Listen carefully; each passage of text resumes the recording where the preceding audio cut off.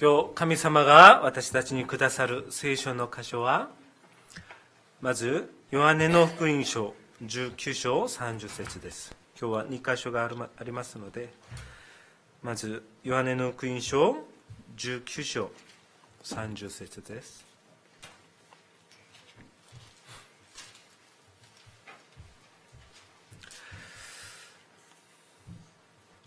新約聖書4番目にあるヨハネの福音書19章30節、一緒に読みたいと思います。せーの。예수께서 읽어줘야지. 一緒に読みましょう。 예수께서 신 포도주를 받으신 후에 이르시되 다 이루었다 하시고 머리를 숙이니 영혼이 떠나가시니라. 아멘. 같이 읽을 땐 마이크로 좀 크게 읽어주세요. 次は使徒行伝1章1節から2節までです。そのヨハネの福音書の次の聖書です。使徒行伝1章1節2節。はい、一緒に読みます。せーの。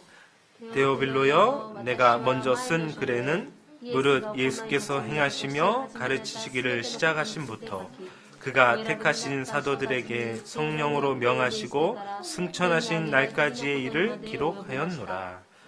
아멘. 아멘.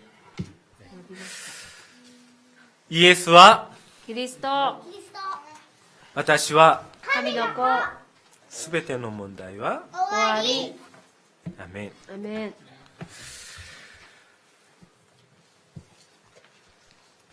진짜 모든 문제 끝나셨습니까? 本当に皆さんすべての問題が終わったんでしょうか？ 오늘 본문 요한복음 19장 30절 다 이루었다 말씀하셨는데 今日ヨハネの福音書19章30節すべて完了したと言われました。 진짜 여러분의 모든 문제 끝났습니까? 皆さんのすべての問題は完了したんでしょうか？ 네. 아직 남아있죠. まだ残っているように見えます。 예수님께서는 2000년 전 십자가에서 갈보리산 그 십자가 언덕 골고다 언덕에서 다 이루셨다 말씀하셨는데 イエス様は2000年前にそのカルバリー山のところで十字架にかけられた時に完了したとおっしゃいました。 근데 아직 문제는 많이 남아 있어요. だけど問題はたくさん残っている。 특히 그 예수님을 믿는 크리스찬 저와 여러분들에게도 문제는 아직 남아 있습니다. 特に私たち、神様を信じる私たちクリスチャンにもその問題は残っています。 어떨 때는 불신자보다도 더 많은 문제에 부딪히기도 합니다. ある時は未信者よりもっとたくさんの問題にぶつかることもあります。 그러면 도대체 예수님이 뭘 다 이루셨다는 것인지 じゃあイエス様は何を完了したとおっしゃったんでしょうか？ 우리는 매주 예배 드리면서 왜 그리스도 모든 문제 끝이라고 고백하고 있는지 なぜ私たちは毎週イエス・キリストすべての問題は解決したというんでしょうか？ 거기에 대한 해답부터 오늘 바르게 찾아야 되겠습니다. そこに対する答えを先に私たちは踏まえていかなければならないんです。 네. 본론으로 바로 들어갑시다. 本論です。 오늘 말씀의 제목은 갈보리산 언약입니다. 今日の御言葉の題目はカルバリ山の契約。 네. 한 21가지 우리 전도자들에게 주신 근본이 있어요. 21個の伝道者たちにくださった根本というのがありま 이제 す。 성경에서 찾아낸 것들인데 そこは聖書から引き出したものです。 그래서 그 21가지를 이번 주부터 하나하나 묵상해 보려 합니다. その21個を一つ一つ今週から黙想していきたいと思いま 그 す。 첫 번째가 바로 갈보리산 언약이에요. その一つ目がカルバリ山の契約。 네. 갈보리산 예수님이 십자가 지신 그 산을 이야기합니다. カルバリ山というのはイエス様が十字架にかけられたところです。 네. 자, 본론 첫 번째로요. 우리는 이 세상을 보는 또 문제를 보는 바른 눈을 가지고 있어야 됩니다. 私たちはこの世の中を見る目、正しい目を見なければなりません。持たなければなりません。 어떤 눈으로 봐야 되냐? どんな目でこの世の中を見なければならないんでしょうか。 창세기 3장의 눈으로 봐야 돼요. 創世記3章の目です。 창세기 3장이라는 것은 모든 문제의 근원이며 시작을 얘기합니다. 創世記3章というのはすべての問題の根源を言っているんです。 네. 창세기부터 요한계시록까지 우리가 몇 가지 분류를 하자면요. 創世記からヨハネの黙示録まで何個か分類をします。 창세기 1장, 2장은 태초에 하나님이 만드신 에덴의 완전한 세상의 상태가 나옵니다. 創世記1章と2章は神様が最初に作ったエデンの園の完璧な部分を言っているんです。 그러나 창세기 3장 바로 선악과 사건으로 인해 이 세상은 죄악된 세상이 돼요. 創世記3章によって善と悪の木の実を食べることによってこの世の中は滅亡に陥りました。 그래서 성경 제일 끝에 계시록 20장까지는요. 그 죄와 사단의 권세 아래 사로잡힌 세상 이야기가 나옵니다. それでずーっと聖書が言っていまして、最後のヨハネの黙示録20章までは、この世の中の罪について書いてあります。 요한계시록 21장에 이제 그 모든 죄악된 세상의 이야기가 끝나요. ヨハネの黙示録21章からは、この罪に溢れた世の中は終わります。 그래서 계시록 21, 22 마지막 장은 이제 하나님이 새롭게 완성하시는 새 하늘 새 땅의 이야기가 나옵니다. 神様が新しく完成される新しい地、新しい天について書いてあるのがヨハネの黙示録21章、22章のところです。 자, 처음 두 장과 마지막 두 장 빼고 전체가 창세기 3장 사건으로 펼쳐진 세상 이야기예요. この聖書66巻の中で、最初の2章と、また最後の2章を省いたら、全部そのような罪のことについて書いてあるんです。 그 근본, 창세기 3장의 눈으로 우리는 이 세상을 봐야 됩니다. その根本の目、創世記3章の目でこの世の中を見なければなりません。 창세기 3장 사건이 뭐냐? 創世記3章に起こった事件は何でしょうか。 한마디로 얘기하면 불신앙 사건입니다. 一言で言ったら不信仰です。 불신앙이 뭡니까? 不信仰とは何でしょうか。 하나님 안 믿는다는 것이죠. 神様を信じないということです。 믿지 않는다는 거 아닙니까? 神様を信じないと。 예. 하나님은 필요 없다. 神様なんかはいらない。 내가 하나님이다. 私が神である。 그 이야기예요. そのことなんです。 하나님은 말씀으로 존재하셨습니다. 神は御言葉によって作られました。 눈에 안 보이시기 때문에 사람을 만드시고 사람과 함께하는 방법으로 말씀을 주셨어요. 目に見える方ではないですから、人と共にいるために御言葉を持っておられました。 그 말씀을 불순종하고 거역하게 된 것입니다. その御言葉に不従順した、 그 背いたんで 말은 す。 말씀의 본체이신 하나님을 거역했다는 거예요. そのことはすなわち、御言葉自身である神から背いたということです。 마치 자녀가 부모가 집이 싫다고 뛰쳐나간 것과 똑같은 것이죠.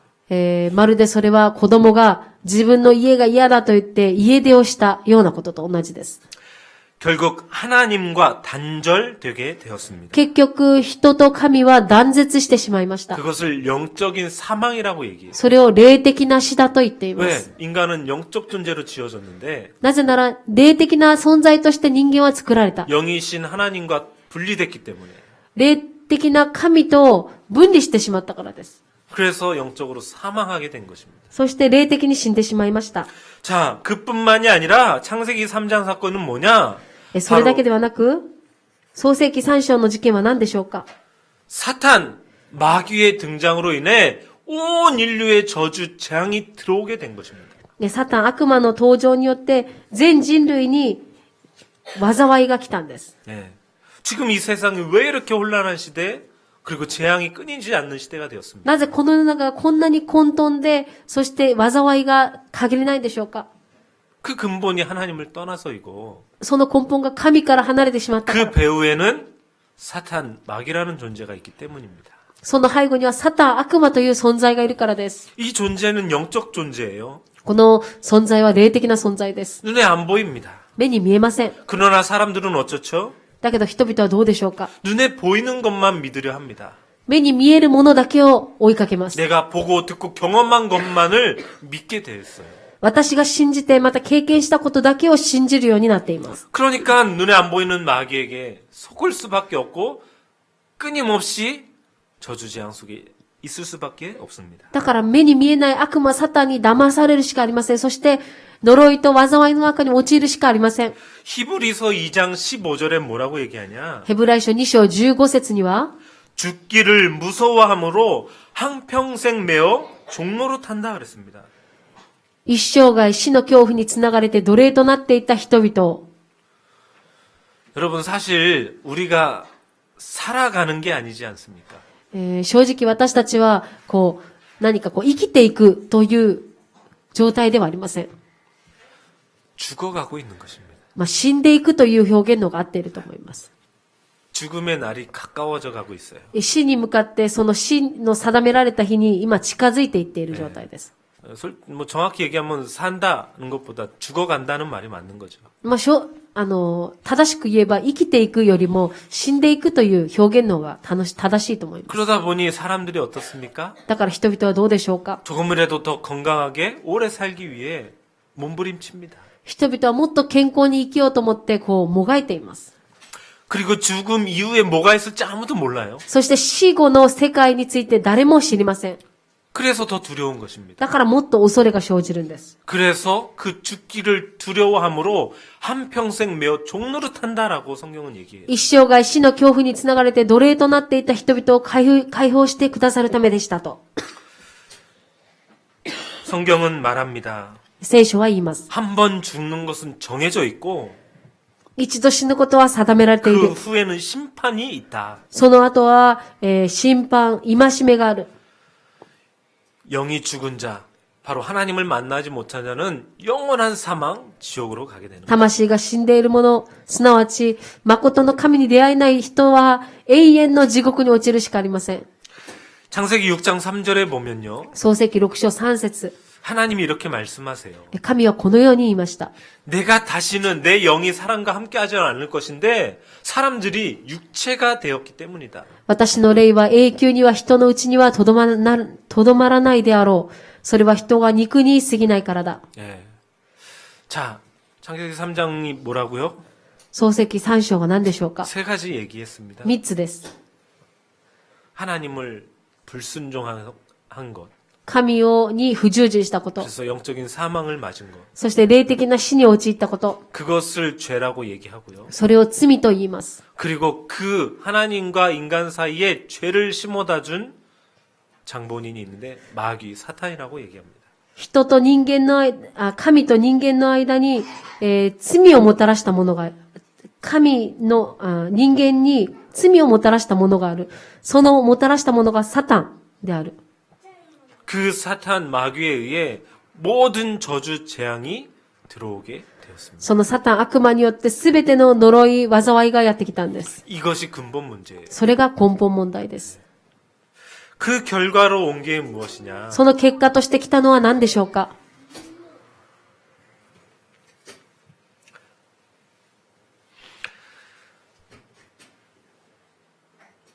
하나님을 만나려고 인간은 노력하게 됐죠.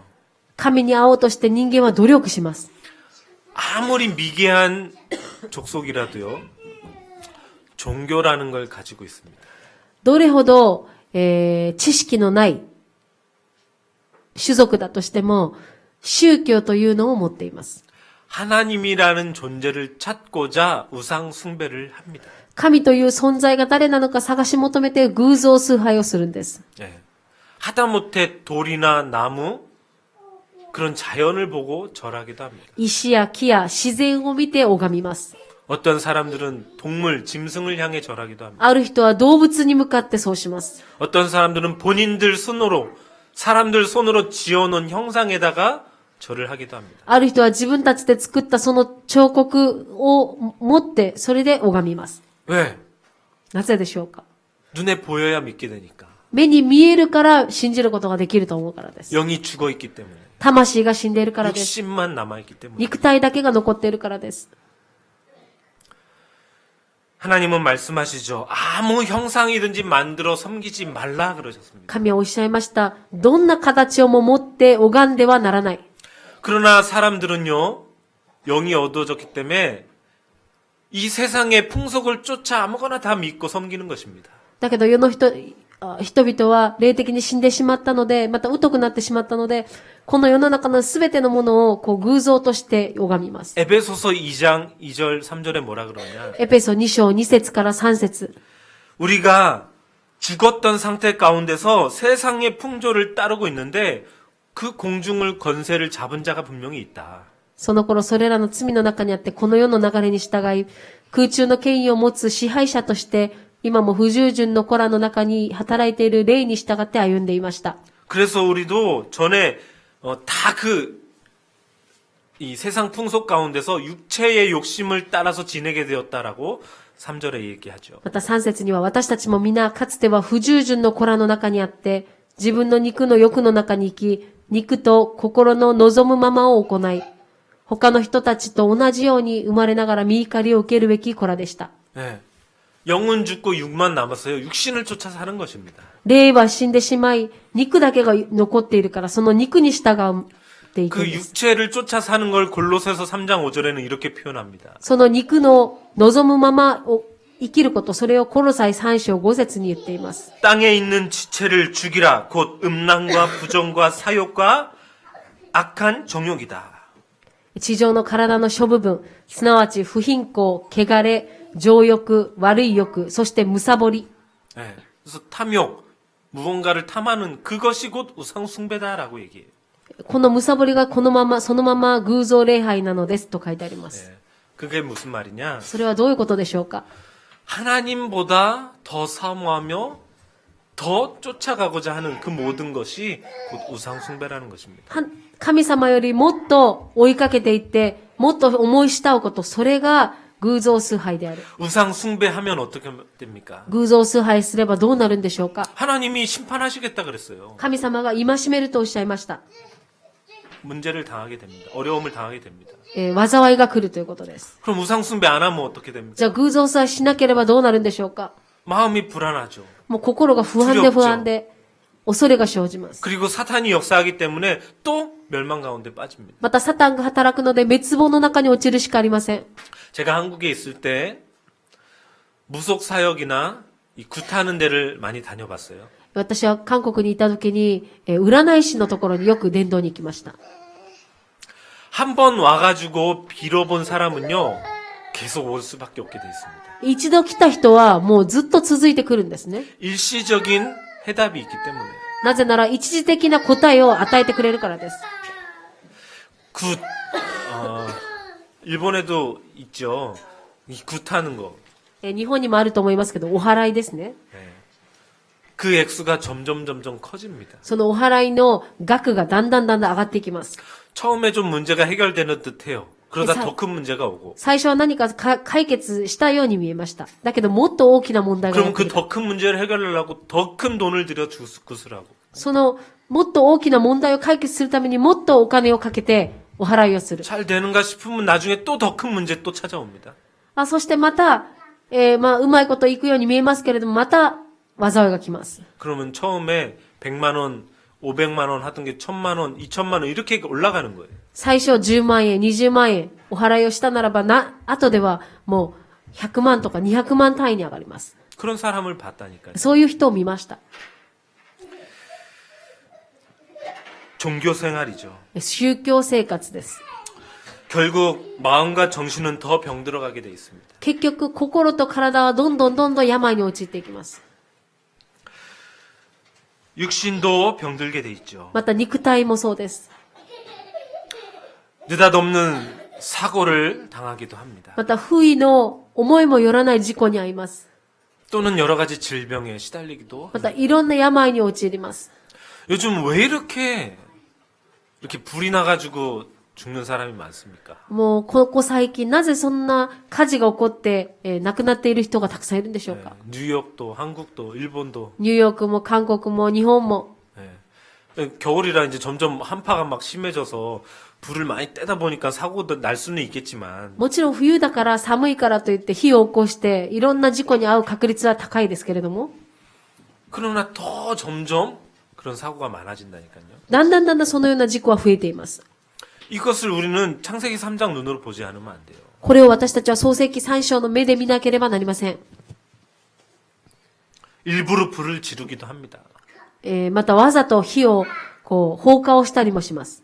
그 사람의 그 내면, 그 정신 상태, 영혼이 하나님을 떠나 병들어 있기 때문에 그래요. その人の霊的状態が神から離れてしまっているからです。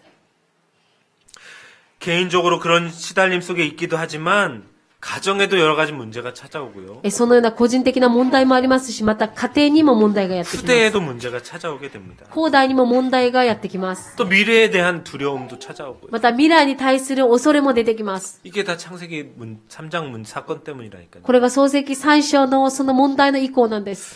여러분 한번 기회가 되시면 아니 이번 주 당장 한번 실천해 보세요. 皆さん本当に今週実践してみてください。 창세기 3장을 한번 깊이 묵상해 보세요. 創世記3章を深く読んでみてください。 하나님과의 관계가 깨짐으로요. 모든 관계가 무너집니다. 神様との関係が、途切れて、それ以降すべての問題がやってくるということ。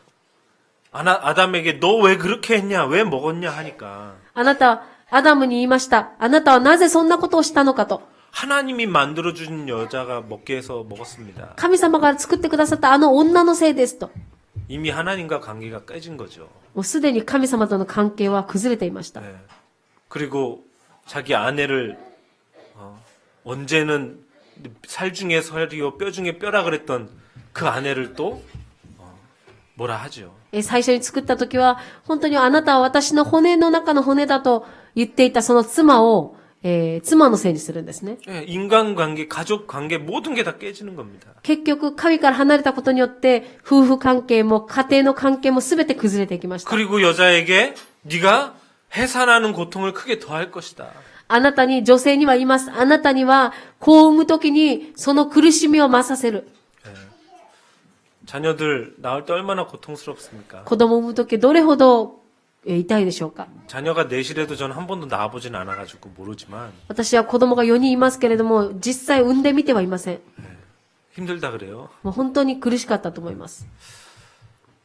그러한 자녀들이 말썽 핀단 말이죠. そんな子供がもし、悪いことをするとなったら、 그러면 막 갈등도 생기고 자녀 간에. もう、そしたら子供との葛藤も大きいでしょう。 자, 어쨌든 그리고 창세기 3장을 읽다 보면요. 이제 하나님이 아담 하와 부르시는데 동산에 있는 나무 뒤에 숨게 되고요. 創世記3章で、アダムとエバを呼ばれたときに、罪を犯したアダムとエバは、木の影に隠れるんですね。 그리고 남자에게는 평생토록 땀을 흘려 수고해야 이제 먹을 수 있고 먹게 살게 될 거라 얘기합니다. 男には一生涯汗と涙を流して耕さなければ食べれないということです。 자, 만물과 인간과의 관계도 깨지게 되고요. 万物と人間の関係も崩れてきました。 정복하고 다스려야 될 세상에 정복당하고 숨게 됩니다.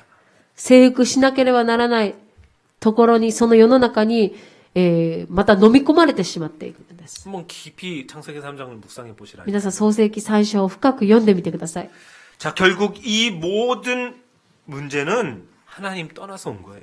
結局、このすべての問題は神から離れてしまったからです。 불순종의 죄 때문에 온 거예요. また、不従順の罪だからです。 사탄 마귀에 의해서 생겨난 것들입니다. サタン、悪魔によって、そうなったんです。 자, 우리에게도 이런 가정 문제, 인간관계 문제, 갈등, 여러 가지 문제가 찾아온다고요. 私たちもこのような家庭の問題や夫婦の問題やいろんな問題がやってきます。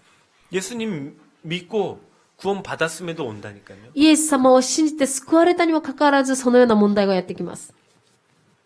그러면 그 문제를 보는 눈을 바르게 가져야만 해답을 얻을 수 있습니다. そしたらその問題に対する目を正しく見ること、そのことで答えを正しく見ることができるんです。 창세기 3장 문제구나. 創世記3章の問題だなと。 근본으로 돌아가야 돼요. 根本に戻らなければなりません。 거기서부터 다시 출발해야 됩니다. またそこから新しく始めなければなりません。 그래서 이 모든 문제를 해결하시려고 그 근본 문제 해결하시려고 하나님이 주신 방법이 있었어요. その根本問題を解決するために神様がくださった方法があります。 그게 그리스도의 십자가 사건입니다. それがキリストの十字架の事件 그 です。 십자가 사건이 어디서 일어났냐? そのキリストの十字架の事件はどこから起こったんでしょうか。 갈보리 산에서 일어났어요. それはカルバリー山で起こったんです。 그래서 두 번째로요. 갈보리 산 사건을 우리는 알아야 됩니다. だから2番目に私たちはカルバリー山の契約について知らなければなりません。 갈보리 산 사건은 십자가의 죽으심과 부활 사건이죠. カルバリー山の契約というのは十字架にかけられて復活されたということ。 예. 이렇게 창세기 3장에 하나님 떠난 인간에게 여자의 후손을 보내주겠다 약속하셨어요. このように神様から離れてしまったこの創世記3章の問題に女の子孫を送ると言われました。 그 여자의 후손이 바로 마리아를 통해 오신 예수님이시죠. その女の子孫というのはマリアのお腹を借りてきたイエス・キリストです。 그 여자의 후손이 뱀의 머리를 상하게 하겠다라는 사건은 바로 십자가 사건입니다. その女の子孫が蛇の頭を砕くというのは十字架にかけられたことです。 예수님이 십자가에 못 박혀 죽으셨어요. イエス様が十字架にかけられて釘打たれて死なれました。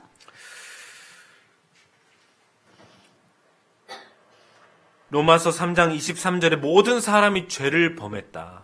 ローマ書3章23節にすべての人は罪を犯した。 로마서 6장 23절에는 그래서 그 죄의 싹은 사망이다 그랬습니다. ローマ書6章23節はその罪の代価は死である。 그러나 하나님이 인류가 사망 가운데 다 죽는 거를 보실 수가 없으셨던 거예요. だけど神様は人類すべてがその死の中に落ちられることを望んでおられません。 그래서 요한복음 3장 16절에 세상을 너무너무 사랑하셔서 독생자 아들을 보내셨다. ヨハネ3章16節にこの世をとても愛されてその一人子を送ってくださった。 그래서 그 로마서 5장 8절에 보면요. 그 예수 그리스도가 십자가에 죽으시고 부활하심으로 십자가의 사건으로 말미암아 하나님께서 우리를 얼마나 사랑하시는지 그 사랑을 확증해 주셨다 그랬습니다. キリストが私たちのために死んでくださったことにより、神は私たちに対するご自身の愛を明らかにしておられます。 로마서 5장 10절에 보면요. 그 그리스도를 통해 죽으심을 통해 우리가 하나님과 화목하게 되었다 그랬습니다. その御子の死によって神と和解されたのなら、和解されられた私たちが彼の命によって救いに預かるのはなおさらのことです。 자, 여러분 이거는 옛날 이솝 우화 그런 이야기가 아닙니다. これは昔あった、なんか昔話ではありません。 실제 있었던 사건이에요. 実際あった事件です。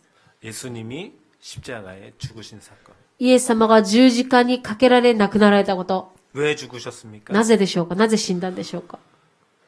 마가복음 10장 45절에 모든 사람을 위한 대속물로 죽으신 거예요. マルコの福音書10章45節に、すべての人の生贄として、身代わりと 원래는 して、はい。 내가 죽어야 되는데 もともと私たちが死ななければならなかったのに、 내가 죽는다고 해결되겠습니까? 私たちが死んだからといって解決されるでしょうか？ 네. 죽으면 그냥 그걸로 끝인데. 死んだらもうそれで終わりです。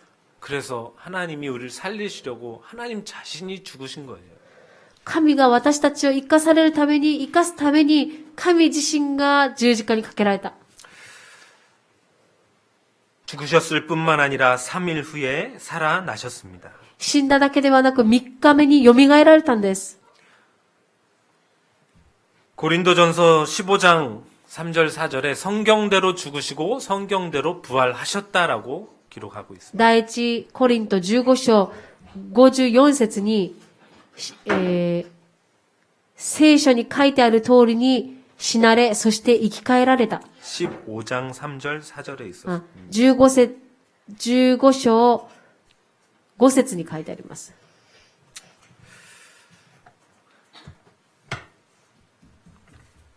그래서 고린도전서 그 15장 같은 장 54절에 보면요. 第一コリント15章54節 사망을 삼키고 이기셨다라고 표현을 하고 있습니다. 死ぬ者が不死を切るとき、死は勝利に飲まれたと書いてあります。 그래서 우리에게 완전한 승리를 주셨다고 57절에 이야기하고. そして57節には私たちには完璧な勝利を与えてくださいました。 여러분 십자가 사건은 처참한 사건이 아니에요. 皆さん、十字架の事件はもう無残な、悲惨なことではありません。 슬픔의 사건이 아닙니다. 悲しいだけの事件ではありません。 우리를 살리시고자 하신 하나님의 사랑이 나타나는 거고요. 私たちを生かそうと思われた神の愛が現れたことです。 완전한 사망에서 우리를 완전한 생명으로 옮겨주신 승리의 사건인 것입니다. 私たちを完全の勝利に導いてくださる勝利のことなんです。 그래서 이 죽으심과 십자가 사건이 우리에게 완전한 답이 돼야 되는 것입니다. これが、この死と、また、この生き返られたことが私たちに完全な答えとならなければなりませ 이 ん。 십자가 사건을 통해 예수님이 그리스도라는 증거가 나타난 것입니다. この十字架の事件によって、イエス様がキリストだということが明かしされたんです。 마지막 세 번째로요.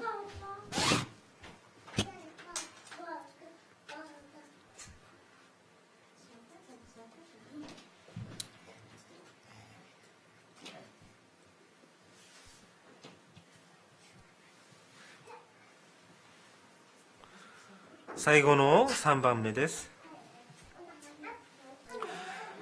この十字架の事件を通して私たちのすべての問題が解決されました。 그래서 예수님을 모든 문제 해결자 그리스도라고 이야기하는 것이죠. だからイエス様をすべての問題の解決者と言うんです。 하나님과의 관계를 회복하셨죠. 神様との関係を回復されました。 원래의 형상, 하나님 자녀의 형상을 회복해 주셨죠. もともと神様の形を回復してくれた。 원래 우리에게 주신 권세를 회복해 주신 것입니다. また、私たちにもともとの権威を回復してくださった。 그래서 세상 끝날까지 함께 하겠다고 약속하셨습니다. 世の終わりまで、果てまであなたと共にいると約束してくださったんです。 우리는 혼자가 아닙니다. 私たちは一人ではありません。 내 힘으로 우리 인생을 살아가는 자도 아닙니다. 私の一人の力でこの世の中を生きるわけでもありません。 모든 문제를 해결하신 그리스도가 함께 하시고요. すべての問題を解決してくださったキリストが共におられる。 오늘도 내일도 우리를 완벽하게 인도해 가십니다. 今日も明日も完璧に私たちを導いてくださる。 세상 끝날까지. 世の終わりまでです。 그럼 세상 끝나면 그걸로 끝입니까? 世が終わればそれで終わりでしょうか。 영원한 천국에서 이제 영원한 하나님과 함께 사는 것이죠. 永遠の天国で永遠に神と共に生きるんです。 결론을 맺겠습니다. 結論です。 이 갈보리산 언약, このカルバリ山の契約、 우리 인생의 근본 문제를 해결하는 사건. 私たちの人生の根本問題を解決したその事件。 이것이 체험되어지고 내 것이 돼야 되겠습니다. これが体験され、私のものとなりますように。 그리고 체험될 뿐만 아니라 누리는 삶을 살아야 될 것입니다. 体験されるだけではなく、それを味わうことができる人生となりますように。どうすればいいでしょうか。 문제가 왔다. 問題が来た。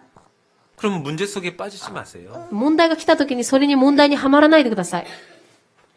그 어떤 문제보다도 더 크신 하나님이 나와 서너 함께 논나- 하심을 누리시기 바랍니다. どんな問題よりも大きな方が今私と共にいらっしゃる。 하나님보다 더 큰 존재 있습니까? 皆さんの周りに神よりもっと偉大な存在はあるでしょうか。 하나님보다 더 큰 문제가 있겠습니까?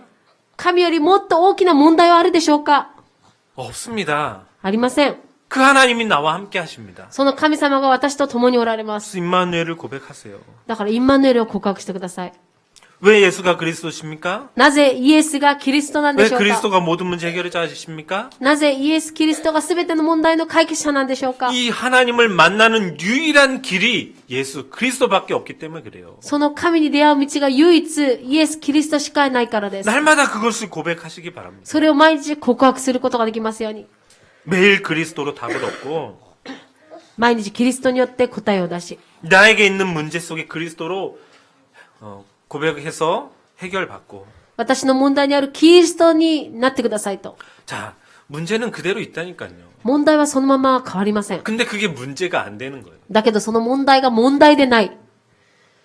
그게 바른 정답입니다. それが正しい答えなんです。 그러기 위해 두 가지만 여러분이 실천하시기 바랍니다. そのために皆さん2つ実践してください。 예배에 반드시 승리하셔야 됩니다. 礼拝に必ず勝利すること。 예배는 우리가 종교적인 행위로 뭔가 드리는 시간이 아니에요. 礼拝というのは私たちが宗教的に何かをこう、捧げるという行為ではありません。 하나님이 우리를 만나 주시는 시간입니다. 神様が私たちに出会ってくださる時間。 말씀을 통해 만나 주시는 시간. 御言葉を通してです。 그러면 그 주신 말씀을요, 한 주간 묵상하고 기도하시기 바랍니다. その御言葉を持って1週間祈ってみてください。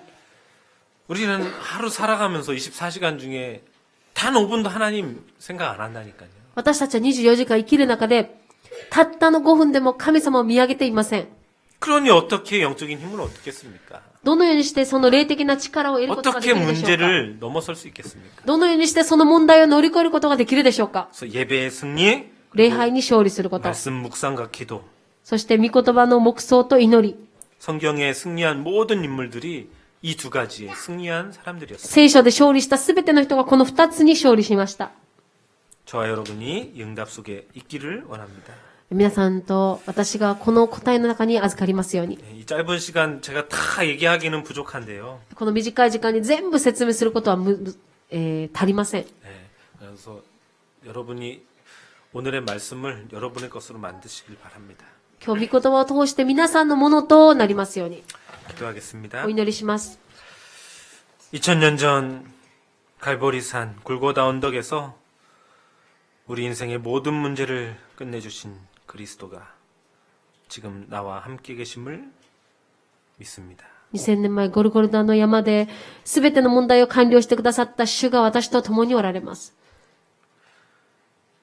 정신적인 영적인 문제가 아니고 精神的な問題、霊的問題が問題ではなく、 육신적인 문제가 아니고 また肉体的な問題が問題ではなく、 또 우리 안에 있는 상처나 경제가 문제가 아니고 私たちの中にある傷やまた経済が問題ではなく、 하나님 떠난 것이 문제입니다. 神様から離れてしまったことが問題です。 불순종한 죄가 문제입니다. また不従順したことが罪です。 사탄 마귀에 사로잡힌 것이 문제입니다. サタン悪魔に捕まったことが問題です。 그러나 십자가에서 이 모든 문제를 그리스도께서 해결하셨사오니 だけど十字架で全てのこの問題を解決してくださった。 또 그 그리스도를 우리가 주인으로 마음속에 영접하였사오니 またそのキリストを私たちの主人として受け入れました。 우리에게는 아무것도 문제가 되지 않음을 고백합니다. 私たちには何も問題にならないということを知っています。 이번 한 주간 그 갈보리산 언약을 묵상하는 가운데 この一週間そのカルバリ山の契約を黙想する中で 우리 앞에 산적해 있던 모든 문제가 해결받는 주간 되게 하여 주옵소서. 私たちの目の前にある問題が解決される一週間となりますように。 예수 그리스도 이름으로 기도드립니다. イエス・キリストの皆を通してお祈りします。 아멘.